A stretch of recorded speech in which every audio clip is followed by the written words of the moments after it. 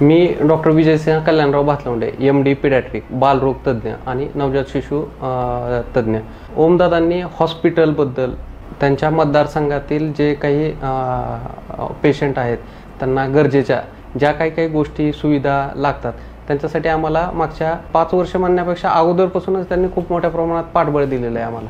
सगळ्यात महत्त्वाची गोष्ट बाबा, कुठलाही त्यांच्या मतदारसंघातला पेशंट आमच्यापर्यंत आला तर दादा हे बघत नाहीत की तो माझा कार्यकर्ता आहे किंवा नाही आहे कार्यकर्ता, तर ते डायरेक्टली म्हणतात की हा माझ्या मतदारसंघातला पेशंट आहे, तुम्ही त्याची जेवढी मदत करता येईल तेवढी करा। एक ढगे म्हणून पेशंट होता, पाथरूडचा भागातला पेशंट आहे ते, त्याच्या घरातले त्याचे वडील, त्याचा मोठा भाऊ आणि तो स्वतः आजारी होता। आता तो छोटा बाळ होता, तो 9-10 वर्षाचा होता, त्यामुळे तो माझ्याकडे ॲडमिट होता। तर 7 दिवस, 7 ते 8 दिवस तो पेशंट फक्त दादा म्हणलेत म्हणून मी इथं ठेवला होता, तो पेशंटसुद्धा व्हेंटिलेटरवर होता। एवढी मोठी मदत म्हणजे, आणि त्या पेशंटचा एकही नातेवाईक माझ्याकडे अप्रोच झाला नव्हता, पण दादा अप्रोच झाले होते की बाबा डॉक्टर साहेब हा पेशंट माझ्या मतदारसंघातला आहे, तुम्ही ह्या पेशंटला व्यवस्थित करा, त्याचं बिल वगैरे काय होईल ते आपण नंतर बघू म्हणलं। आणि विशेष म्हणजे त्या घरातला तो एकटाच मुलगा जिवंत आहे सध्या।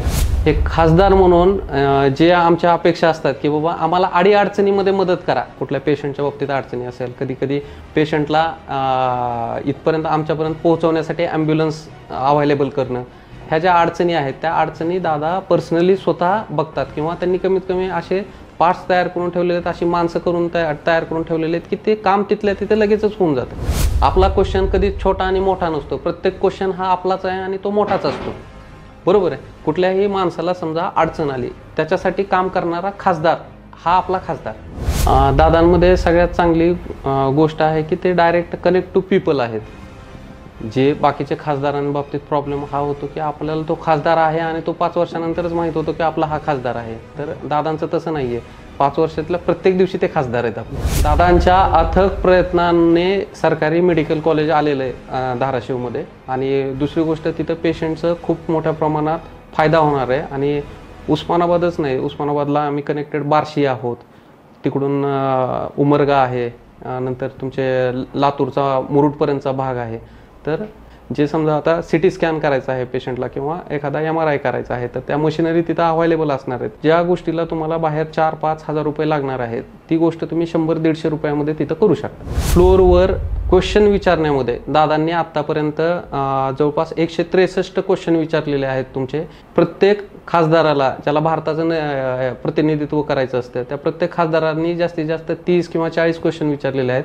सगळ्यात जास्त महाराष्ट्रातून क्वेश्चन विचारलेला खासदार।